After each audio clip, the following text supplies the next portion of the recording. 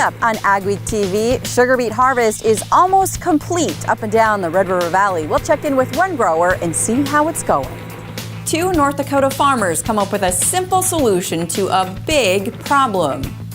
And farmers and football players could all benefit from a new kind of artificial turf.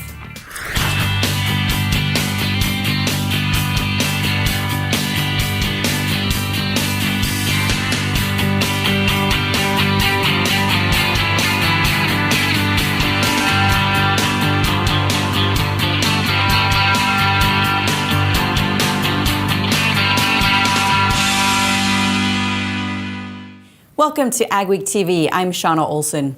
Sugar beet harvest is coming to an end soon in the Red River Valley. We caught up with one grower near Craigness, Minnesota, as he dug some of the last of his beets. It probably is going to be the best beet crop I've ever had. Neil Rockstead is a fourth-generation farmer. He farms near Ada, Minnesota. And as he rolls through this beet field near Craigness, Minnesota, he's seeing a lot of sweetness. The percentage of sugar is going to be down lower than what we'd like to see it, but the tons are up significantly, so we'll end up with a pretty good crop. Others in the Moorhead District with American Crystal Sugar Company are experiencing much of the same. The company is saying that in this area, in the Moorhead District, we're probably experiencing mid-30 tons, and some are certainly going to be higher than that. So that's really, 4 years ago, that would have been unheard of. He credits his great crop to Mother Nature, good genetics, and maybe just perfect timing. We got an early start. We felt like we were a little dry early, and then the rains started coming in July. And in this particular area, the rains were adequate, but certainly not excessive like they were farther north. So we lucked out that way.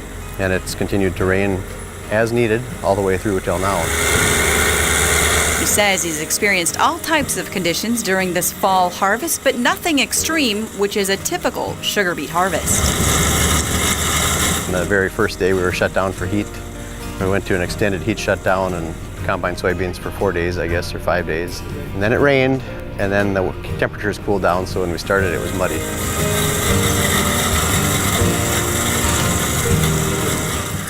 Unfortunately, the Northern Valley has been experiencing harvest trouble due to wet conditions and a loss in quality due to too much moisture. Harvest in the Drayton area is expected to last about another week. A handful of wheat and barley acres will go unharvested in parts of Cavalier and Pembina counties due to the wet season. The county agent says it's only a few fields. It's too wet to get a combine in them. Cavalier County is 10 inches above normal precipitation for the season.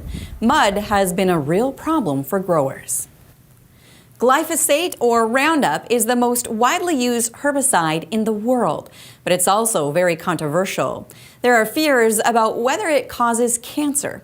Regulators in both Europe and the U.S. have been reviewing the science and market approval for the herbicide since the International Agency for Research on Cancer concluded that it's probably carcinogenic to humans.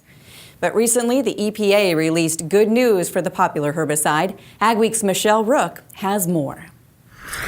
The U.S. Environmental Protection Agency has determined that glyphosate, or Roundup, is safe and not carcinogenic to humans. The agency recently released study results on the herbicide used by farmers and homeowners for over 40 years. Our view at this point is that glyphosate, when used according to label, is safe and effective. The newest findings by EPA are based on nearly 130 studies, old and new, but come as no surprise to industry officials. It's been evaluated around the world and registered as safe to be used by countless countries. That disputes a recent IARC study and is good news for farmers who rely on Roundup for weed control as part of their biotech cropping systems. I know that it's an important tool for our producers, and I don't see any change in the near term. And EPA's finding that glyphosate is also effective is leaving farmers optimistic the product will be re-registered by the agency. We are in a registration review at this point, so we'll certainly take in a lot of the new data that's out there, and we'll take a look at it. And hopefully be able to re-register the product quickly. I'm Michelle Rook reporting for Ag Week. The EPA was scheduled to hold a scientific advisory panel meeting on glyphosate this week in Washington, D.C., but it has been postponed until later this year. North Dakota voters defeated an expansion of corporate farming in the June primary, but the state's anti-corporate farming policy could still play a role in the November election. Last year, the Republican-dominated state legislature passed an exemption to the state's corporate farming law for large swine and dairy feedlot operations. Then, the North Dakota Farmers Union led a successful referral vote against it. Mikkel Pates found that while there's nothing on the ballot about this next month, it could affect some legislative races. Shauna, the November election will have impacts for agriculture in the regional races. In Hazelton, North Dakota, one of those issues is anti-corporate farming. I think the number one issue was the corporate farming issue. Hazelton businessman and farmer Jeff Magrum is making his second run at state politics. In the June primary, he was the top vote-getter among 4 Republicans for 2 spots in the general election. In part, Magrum credits his opposition to corporate farming. This issue doesn't matter if you're Republican or Democrat. I think it's basically it's an American issue. I mean, I look back at our forefathers coming across the ocean for land. They wanted freedom to farm and to have a piece of land and raise their family. Mark Watney, president of the North Dakota Farmers Union, doesn't think the corporate farming stance will be enough to affect the Republican supermajority. I think the people of North Dakota tend to be a little bit broader than single issues, so I think the impact, if any, would be minimal. I do know there was folks out there that were quite concerned when there was specific legislators that really pushed it hard, and they may have said that they had some interest in not voting for him or whatever, but that tends to be a moment of heat in the time frame. So my guess is it probably doesn't have a lot of impact. So even when agriculture isn't the main topic, it's always on the minds of voters in Ag Week country. This is Mikkel Pates for AgweekTV at Hazelton, North Dakota. Ahead on AgweekTV, we'll show you where farm and city folks are combining fun with learning about ag.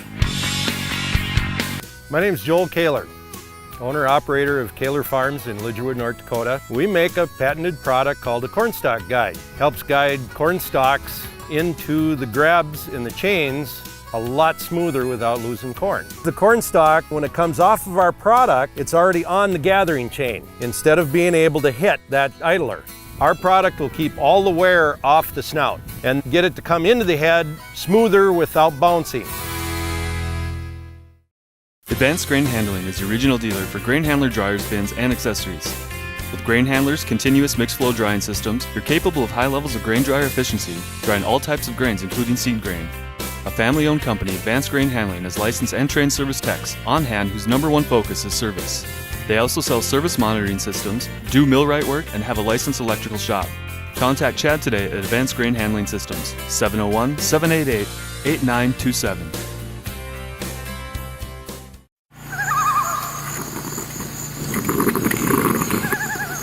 When you need electricity way out here, you better get yourself one mighty long extension cord.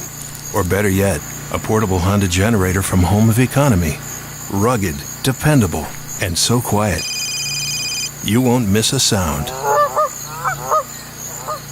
Pick one up today at the guaranteed lowest price, only at Home of Economy, where your dollar buys more. Commitment. You need it to succeed on the farm. It's total dedication to the land, family, and community. It's more than a way to make a living. It's a way of life. You've had it since the first time you ran your hands through the soil, helped bale hay, or rode along in the combine. Your commitment. It's as strong as your family's trust, as honest as each long day you put in, and as pure as the opportunity that comes with every tomorrow. It's how we build our bins. With proven design, superior structural integrity, a lifetime warranty, and a promise to stand with you, no matter what storms come your way. The harvest will always be protected, so you can sell when it's right for you, your family, and your farm. Commitment. It's why we can say, there's nothing standard about superior. It's an unlikely meeting of two worlds, but thanks to Banquet in a Field put on by the women of Common Ground, people who don't live on farms are getting an education on agriculture with a seat that's front and center. So this will turn the header on. That's called the header. It takes 12 rows, 22 inches apart. So I'm going to get it started here. Just like that, right down there. Look at that. We're delighted to have guests come out and ride along on a beautiful day and see what happens at harvest time. Dane Larson has been involved in farming his entire life. And those corn ears roll around in there. Get the kernels off, huh? Yep.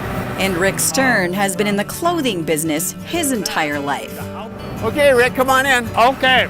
On this day, the two worlds meet in a field at harvest time in a combine, which has become a makeshift classroom. Dane is a great teacher. Dane taking off his corn crop. This year we really got great emergence. And Rick getting a bird's eye view. I had never seen combining corn close up so you could, from the cab, so you could see the corn cobs go in there. Dane educates Stern on harvest and how the combine operates. And what this does is pulls in the plant, and it strips the ear off of it. Wow. Something someone from the city never gets a chance to see in person. This is the elevator that takes the corn up into the hopper. All this is part of a mission by Julie Peterson with Peterson Farm Seed. When you think about a combine and you think about a buddy seat, what natural place is there for teaching somebody about farming? Does this pick up 95% of the corn? 99.99. Very little header loss. A lot of farmers will say, I don't have time to be an advocate for ag. I can't speak well. How can I be an advocate for ag? All a farmer has to do is put somebody beside him in a buddy seat of a combine, and that person will learn so much about agriculture. Stern says he's always wanted to ride along at harvest time and admits he tries to stay on top of all the latest ag information. Because when the farmers did well, we would do well. Because a lot of the farmers were our best customers. It's going to take a while for this type of thing to soak in because it's so much if you've never been in a combine. If we can educate non-farmers on it, I think that's going to help everybody. The Combine Ride-Alongs are an extension to Banquet in a Field, which is designed to educate non-ag people about farming. Peterson says she plans to offer the rides again next year. Up next on AgweekTV, your harvest weather outlook for the week, and later, if you've had a rainy harvest, two North Dakota farmers have invented something that could save you time and money. Pronovost snowblowers, just what you need. Lots of standard features and 33 models available in the colors you want. The high level of manufacturing and performance standards assures you of owning the superior, most advanced equipment. Snowway is the leader in designing snowplows with a big appetite for snow. Whether you're seeking a snowplow for your truck, skid steer, or UIV, Snowway has a highly engineered snowplow to fit your needs with a variety of options. For Pronovost snowblowers or Snowway snowplows, contact your nearest dealer or North Country Marketing. This week on Northland Outdoors, it's as much a part of the land of 10,000 lakes as the lakes themselves. Wild rice grows in over half of Minnesota counties. We meet a central Minnesota family that has made a living off of wild rice for going on 4 generations. We'll also travel to Wisconsin for a very special pheasant hunt, and we unravel the mysteries of Father Hennepin's albino deer. That's all this week on Northland Outdoors. Advanced biofuel for America's diesel engines is clean burning and made from renewable sources like soybean oil. Biodiesel fuel works in any diesel engine, reducing emissions, helping us breathe cleaner air. Biodiesel adds value to North Dakota soybeans, creating jobs, improving the environment, increasing our energy independence. Biodiesel, it starts with soybeans, it's fueling America. Time to demand more. With Micro Essentials, you get more from every acre. Through our fusion technology, only Micro Essentials combines 4 vital nutrients into one powerful granule, ensuring uniform nutrient distribution and increased nutrient uptake. The innovation behind our fusion technology means you'll grow stronger, healthier plants. Micro Essentials. Get more from every acre. This is Dennis Beliski reminding you the next Grand Forks area equipment and truck auction will be indoors at the Alaris Center November 22nd. Now is the best time to turn no longer needed units into working capital before year end. Our auctions always feature strong marketing, online bidding, and great facilities. We deliver strong equipment knowledge and are known for the best regional returns. Decades of knowledge, steady innovation, and top results. The auction is November 22nd and the ad deadline October 25th. Find us at resourceauction.com or call 701-757-4015. AgweekTV weather is brought to you by Kaler Farms. As the calendar approaches the month of November, we finish off the October. We'll check sort of the state of things around the world and specifically across the United States. Heavy rainfall last week throughout the Pacific Northwest. Didn't do much for agriculture at all, really, with most areas out there basically a forest. However, it did have an effect on weather across the United States. There was generally less rainfall because it was really mostly concentrated in the Pacific Northwest. And that pattern has set up a fairly mild temperature regime across the Great Plains, upper Midwest, and that continues as we go into the weather this week. Another thing that happened this past week is that the Climate Prediction Center has put out a La Nina watch. For a while there this fall, it was looking like La Nina conditions were not developing. Maybe the winter would go El Nino, La Nina neutral. But it now is beginning to look like at least a weak La Nina, potentially a strong one. What does that mean? Well, all that cold water from the upwelling across the tropical regions of the Pacific will have an impact on the jet stream. And whereas we've seen the jet deliver a lot of mild weather to the country, the La Nina pattern tends to favor ridging out west and a dump of cold air from time to time, not continuously, but this definitely raises the odds for a little colder winter into the northern plains, upper Midwest, at least near average and potentially below average temperatures for the winter season. Something to keep in mind because right now the overall pattern is looking very mild. That's because of this ridging at the upper level. The jet stream is favoring warm temperatures right now, but when the La Nina pattern begins to kick in, which will likely take place during November, I think we'll see a flip-flop here and the jet stream will start coming more out of the north. So enjoy this pattern for the time being. It's allowing a lot of mild weather in the southern states. That may linger. Texas across to Florida will likely have a milder than average winter, but up here in the northern plains things will be turning. But this week we'll have plenty of mild temperatures around as the main branch of the jet stream staying pretty far south this week, probably into the last week of October as well. In terms of precipitation and temperatures, the next couple of weeks generally much above average over the Corn Belt and northern plains. That doesn't mean we're going to be seeing records. It just means we're not going to be seeing any Arctic air for the next 2 weeks or so. It will be fairly wet at times. Pacific Northwest still wet. Rocky Mountain snows. Dry weather throughout the southeast. Much of the Corn Belt looks rainy. Northern Plains not necessarily rainy, but not exactly dry either. The second week of the forecast period is looking a little drier, although there will be some wet weather in the middle, right along the west coast. The Rockies are looking dry next week. Rain in the southern plains up through the northern plains, and elsewhere things are looking relatively dry in the east. So what we're seeing, still rainy in the Midwest, central weather warmer, but winter will arrive. How did we become the region's largest independent seed company? By taking a very simple but powerful stand. We will sell no seed that we wouldn't be happy to plant on our own farm. Peterson Farm Seed. Stand tall.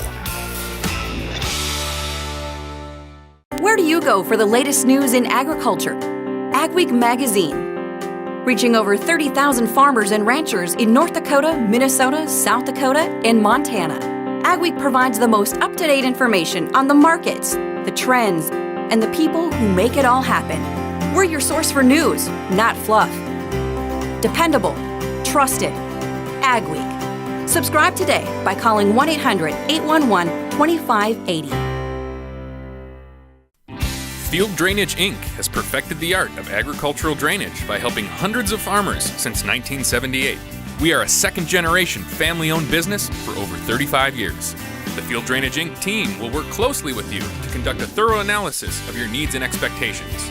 provide an estimate that fits your budget, perform all work in a timely and professional manner, and provide continued service after installation. Field Drainage Inc., your trusted drain tile installation company for over 35 years. Upgrade your trailer to electric with the Rolltech electric system from AgriCover. Strong, flexible pivot arms and motor mount rotate and telescope, allowing the roll tube to rise and flex over heaped loads. The positive automatic lock is impossible to back off to control the flow of grain. This integrated system uses one wireless remote to operate up to 10 tarps and hoppers, keeping your driver out of the dust, rain, and harm's way. See the Rolltech system in action at an AgriCover dealer near you. United Lease and Finance has been doing business since 1987, a full-service lease company handling lease transactions from inception to close. United Lease and Finance understands the needs of their clients and are familiar with the business they work with. With leasing, you get flexible payment plans, improved cash flow, great rates, easy terms, and leasing does not tie up your credit. Contact Roger, Troy, or Dale today and let them show you how you can lower your cost per acre at 1-800-550-1827. If planting or harvesting in muddy ground is a headache, MudRx might just be the cure. Two North Dakota friends, farmers, and inventors have come up with a fairly simple device that solves a costly and frustrating problem. Mikkel Pates explains. This year's harvest has been a muddy one for many, but a new device called MudRx could make it easier and reduce tire wear on planters and air drill gauge wheels. It does it by fitting in between the tire, which is normally what's used to do the scraping on the disc, and being it's a hard UHMW plastic, it does a much better job of scraping, and it has very high wear characteristics that will outlast the tire by several times. And so you want to increase your mud scraping and eliminate wear on the tire, so it has a twofold purpose. Robin Weiss and Ted Jewell are lifelong friends who studied engineering together at UND. Their invention solves a problem that they've been dealing with for years. We're all this heavy, sticky black gumbo, and so, like I say, I bought my first maxi-merge planter with these gauge wheels in '79, and I've been digging mud out for 37 years out of them. It's an idea we came up with that would try to keep the tire from wearing and clean the mud off the disc. Weiss and Jewell used a 3D printer to make a prototype, saving them a lot of money in the development process. And we went through several versions before we even had one that was able to try to test. And if it wasn't for that, the cost would have been prohibitive. Randy Clausen sells precision planting parts and rebuilds planters. He's all for anything that will make life easier for his customers. We can probably extend the life of the gauge wheels and the bushings. It's often we run out of adjustment on the gauge wheel arms before the tires are truly shot. I think we can probably save some money and extend the life, and maybe even help in the mud situations where things don't stick so bad. As long as we can save wear on the tire and maybe replace the plastic every now and then, that'll still be a cost benefit. No, it's not complicated. That's why I think it's actually going to work so well. So far the reception's been real good, so it's been phenomenal for a startup. Weiss and Jewell say this piece will be useful for no-till practices, and they're getting interest from around the world. For AgweekTV at Drayton, North Dakota, this is Mikkel Pates. For more information, go to mudrx.com. Still ahead on AgweekTV, how fields of soybeans are turning into football fields.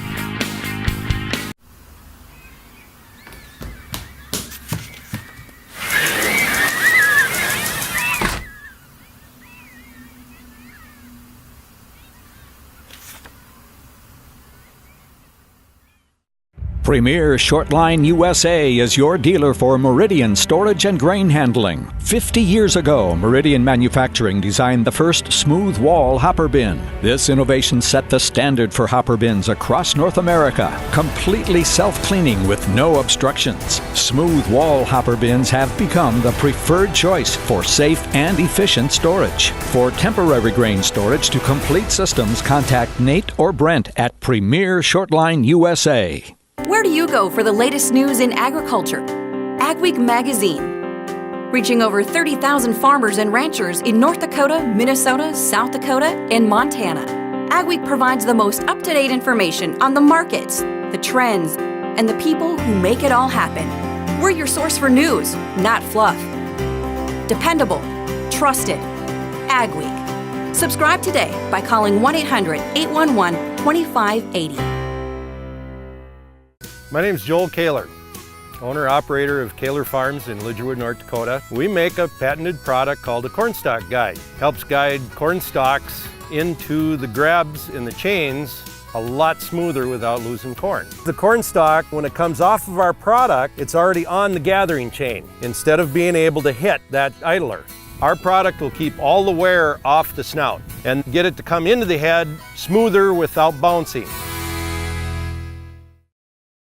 This week on Northland Outdoors, it's as much a part of the land of 10,000 lakes as the lakes themselves. Wild rice grows in over half of Minnesota counties. We meet a central Minnesota family that has made a living off of wild rice for going on 4 generations. We'll also travel to Wisconsin for a very special pheasant hunt, and we unravel the mysteries of Father Hennepin's albino deer. That's all this week on Northland Outdoors.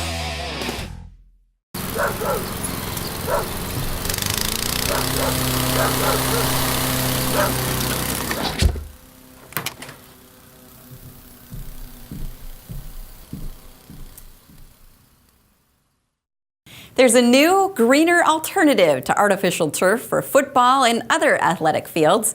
It's made using a crop grown right here in the region and developed through research funded by farmers' checkoff dollars. Ag Week's Michelle Rook has more on soy bioturf. I'm here at the new SDSU Dana Dykhouse football stadium, where South Dakota soybean farmers have a tie to the artificial turf that's being used here on the field. The backing on the AstroTurf on the playing field is soybean-based instead of the traditional petroleum-based product. The soy oil was processed into the manufacture of the carpet backing here on this playing field. The product, known as bioturf, has several benefits, including a field that's better for the environment. Yes, it's a green product and very environmentally friendly. And bioturf has great market potential for soybean farmers beyond SDSU. It's a fairly significant market because a number of the professional football teams have this on their fields. A number of the colleges also utilize it. So the farmer investment in the research that developed bioturf will add value to the soybean crop. We certainly think that it does because you're increasing utilization. Certainly it's not big in comparison to cooking oil or something like that, but it is certainly a market for our product. In Brookings, I'm Michelle Rook reporting for Ag Week. Some of the initial research to develop the bioturf was done at the soybean processing plant in Volga, South Dakota. This week's photo of the week comes from Brandon Benson of Kennedy, Minnesota, out early harvesting beets. He says you can't beat the sunrise. Thanks for the nice shot, Brandon. If you want to see your ag photo on AgweekTV, email it with a description to photos@agweek.com. Thanks for watching this week's edition of AgweekTV. We appreciate having you along. Remember, for all your ag news, go to agweek.com. We'll be back next week.